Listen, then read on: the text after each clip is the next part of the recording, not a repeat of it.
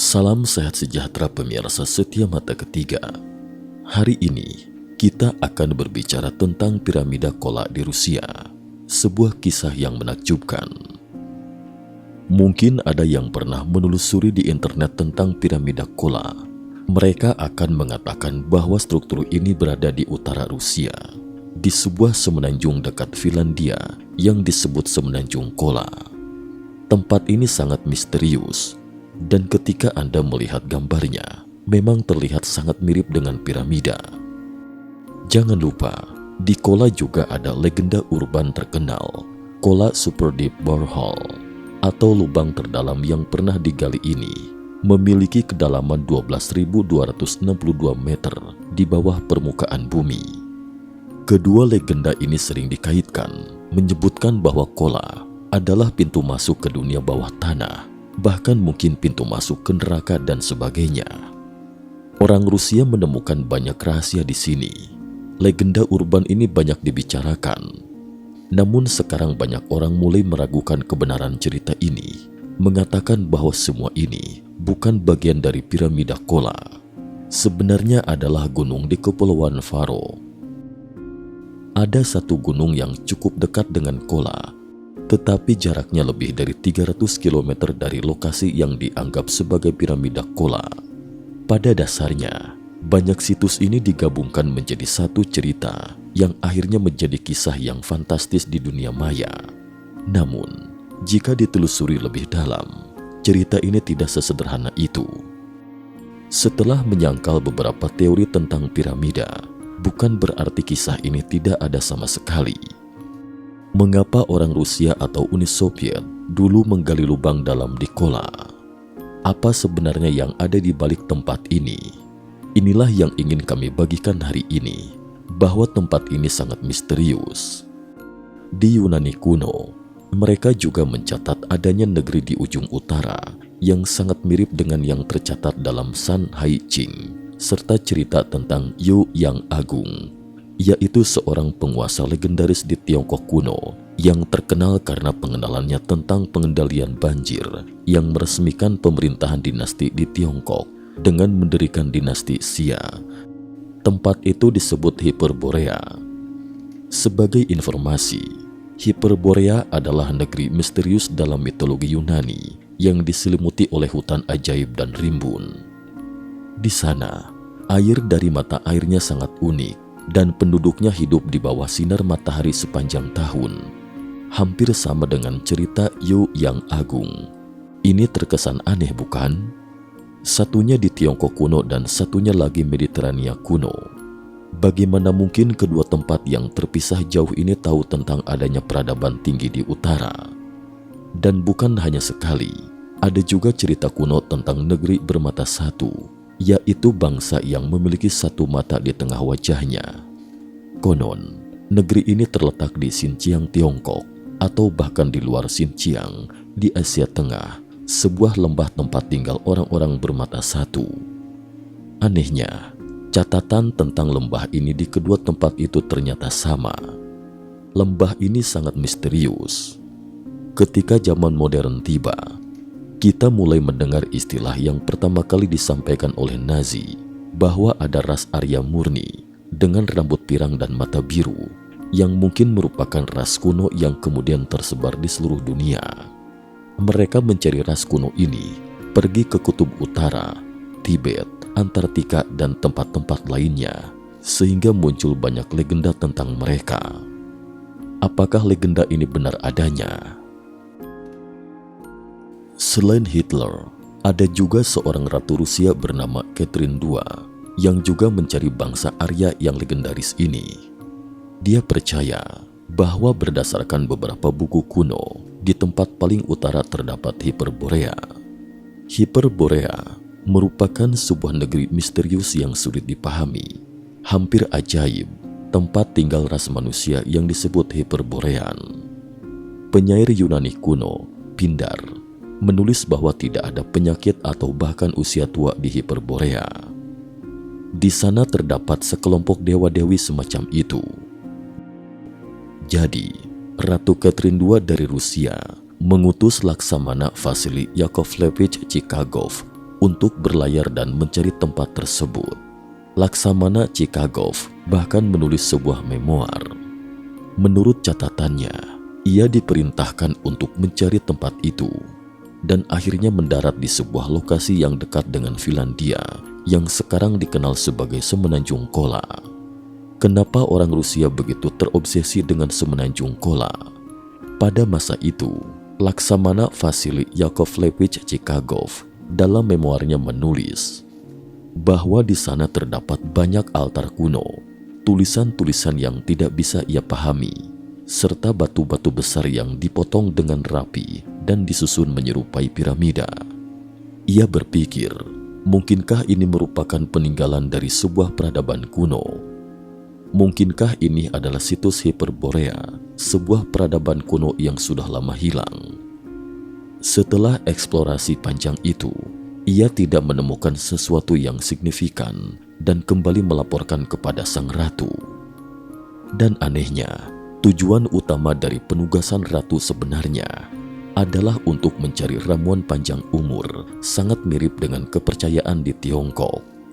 Inilah untuk kali pertamanya, berdasarkan catatan sejarah Rusia, dilakukan ekspedisi resmi untuk mencari negeri Hyperborea atau tanah misterius di utara ini. Setelah itu, perhatian Rusia lebih tertuju pada eksplorasi timur jauh, membuka jalur ke Turki dan Samudra Hindia, serta bersaing dengan negara-negara Eropa. Rusia berada dalam kekacauan hingga Perang Dunia I dan Revolusi Oktober, sehingga mereka tidak sempat lagi melanjutkan eksplorasi ke arah utara. Namun, gagasan untuk mencari sesuatu di utara tetap ada. Ketika Uni Soviet mulai stabil, mereka mengutus seorang antropolog atau ahli geologi terkenal, Alexander Barchenko, untuk pergi ke Semenanjung Kola dan menyelidiki sisa-sisa peninggalan di sana. Saat Alexander Barchenko tiba di Kola, ia melakukan berbagai studi ilmiah yang mendalam. Ia menemukan banyak dolmen, yaitu meja batu besar yang digunakan untuk sesajen di sana. Dolmen adalah sesuatu yang belum banyak dibahas, tetapi ditemukan di banyak tempat mulai dari Semenanjung Kola hingga Siberia dan Alaska.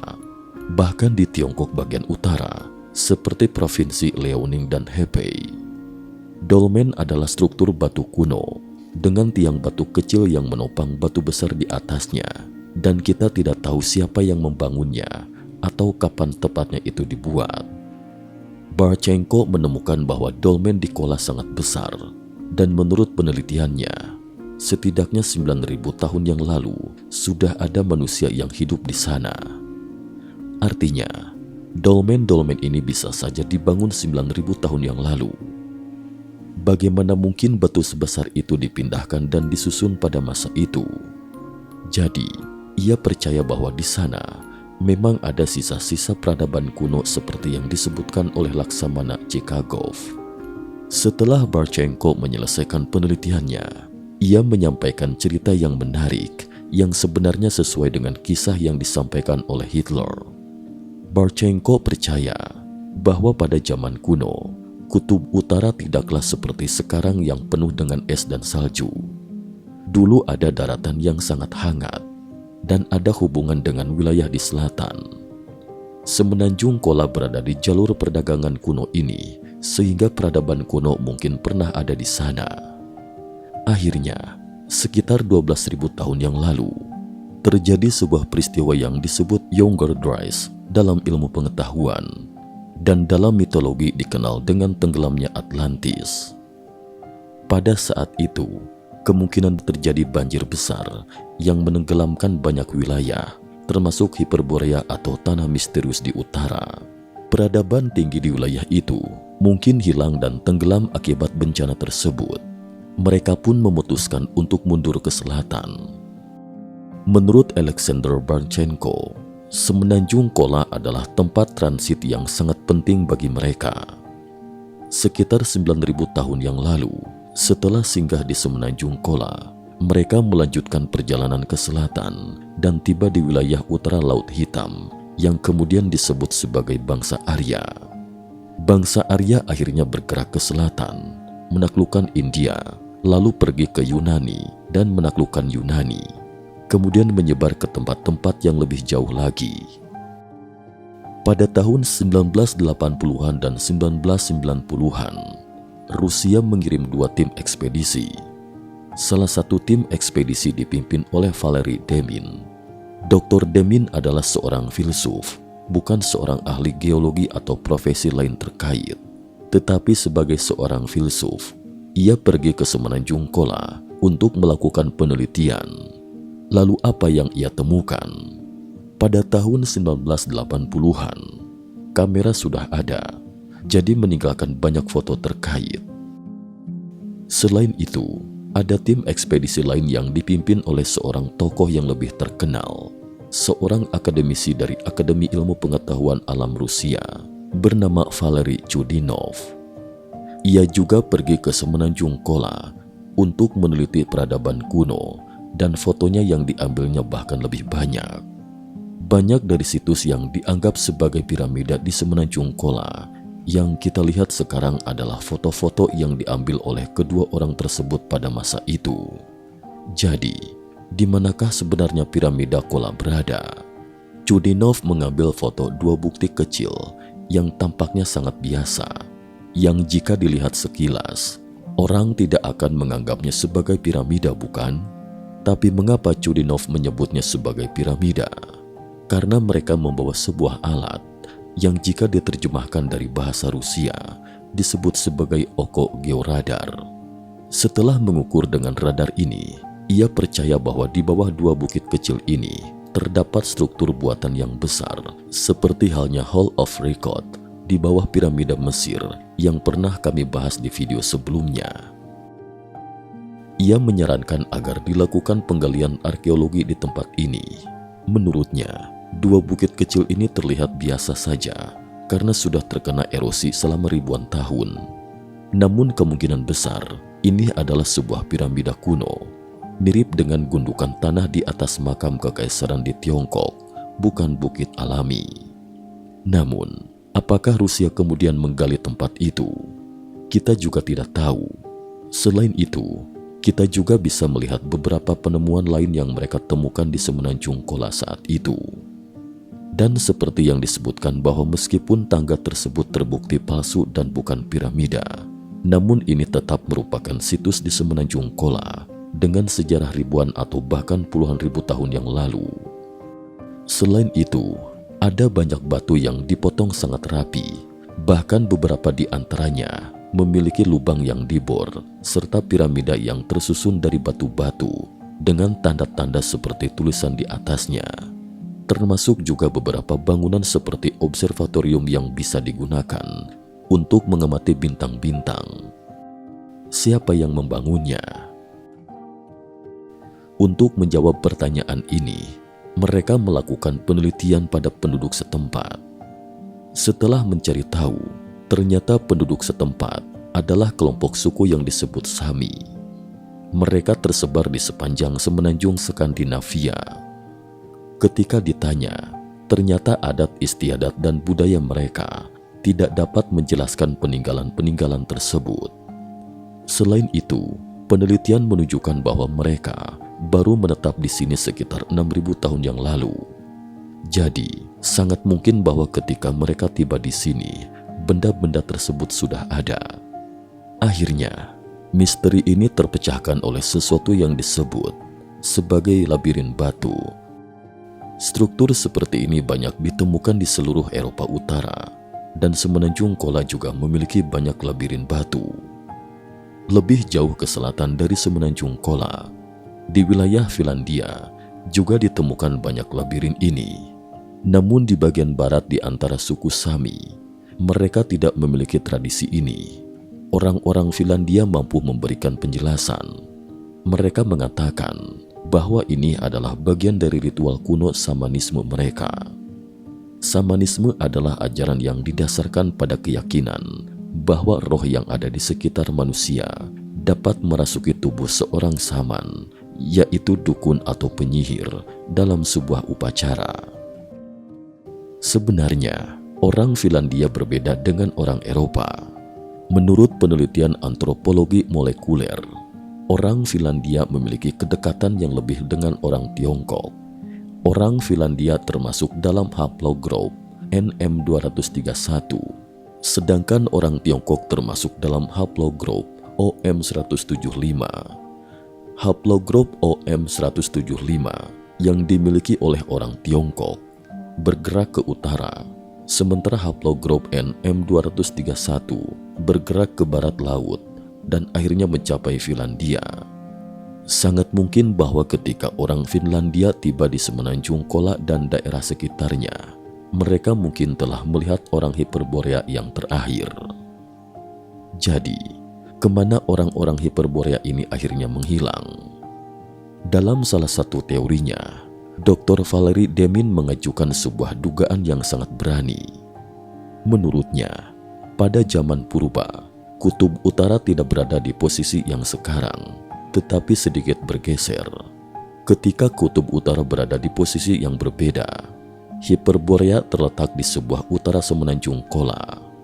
Daerah ini adalah sebuah daratan yang subur, semacam kampung hasil alam yang kaya akan ikan dan tanaman pangan.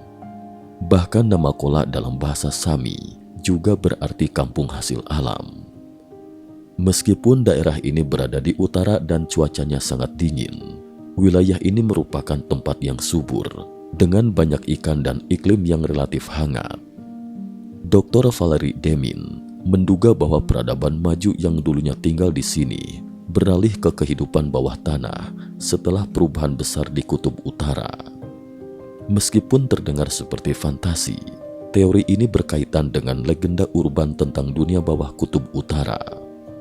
Banyak yang mengklaim bahwa mereka telah memasuki dunia bawah tanah dari kutub utara, sama seperti yang dikatakan tentang kutub selatan.